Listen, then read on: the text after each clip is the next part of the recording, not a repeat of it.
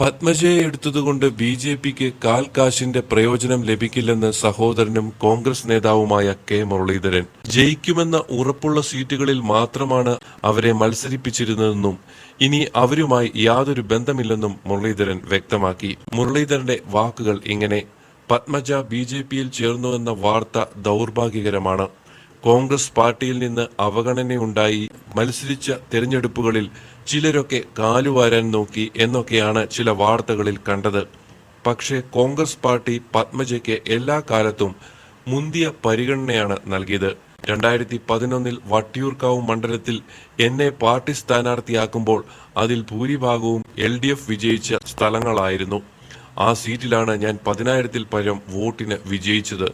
രാജീവ് ഗാന്ധിയുടെയും ഇന്ദിരാഗാന്ധിയുടെയും മരണത്തെ തുടർന്നുള്ള സിമ്പതി ഉണ്ടായിട്ട് പോലും LDF വിജയിച്ച മണ്ഡലമാണ് വടകര. അവിടെ 84,000 വോട്ടിന് ഞാൻ വിജയിച്ചു. അത് എന്റെ മിടുക്കല്ല, പാർട്ടിയും അവിടുത്തെ ജനങ്ങളും ഒറ്റക്കെട്ടായി ഒപ്പം നിന്നതുകൊണ്ടാണ്.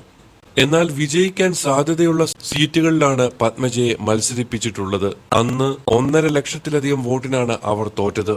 വിജയിച്ച സ്ഥാനാർത്ഥിക്ക് പോലും അത് വിശ്വസിക്കാനായില്ല. 2011 ഇതേ അവസ്ഥയായിരുന്നു. 10,000 വോട്ടിന് ജയിച്ച സീറ്റിൽ 7,000 വോട്ടിന് പത്മജ തോറ്റു. കഴിഞ്ഞ തെരഞ്ഞെടുപ്പിൽ തൃശൂർ സീറ്റ് കൊടുത്തു. അവിടെയും 1000 വോട്ടിന് പരാജയപ്പെട്ടു. ചില വ്യക്തികൾ കാലുവാരിയാൽ മാത്രം തെരഞ്ഞെടുപ്പിൽ തോൽക്കുമോ?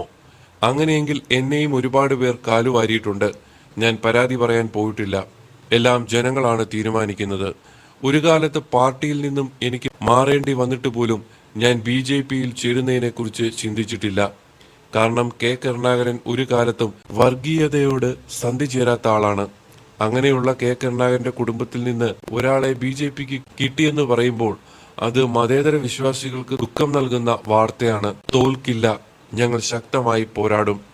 പത്മജയെ എടുത്തതുകൊണ്ട് ബി.ജെ.പിക്ക് കാൽ കാശിന്റെ പ്രയോജനം ലഭിക്കില്ല.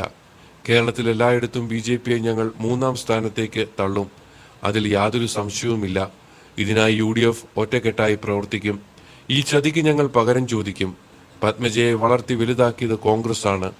ഇനി ഒരു തരത്തിലുമുള്ള ബന്ധം അവരുമായിട്ട് ഇല്ലെന്നും മുരളീധരൻ കൂട്ടിച്ചേർത്തു. കൂടുതൽ വാർത്തകൾക്കും വിശേഷങ്ങൾക്കുമായി നിങ്ങൾ ഈ ചാനൽ സബ്സ്ക്രൈബ് ചെയ്യാൻ മറക്കരുത്.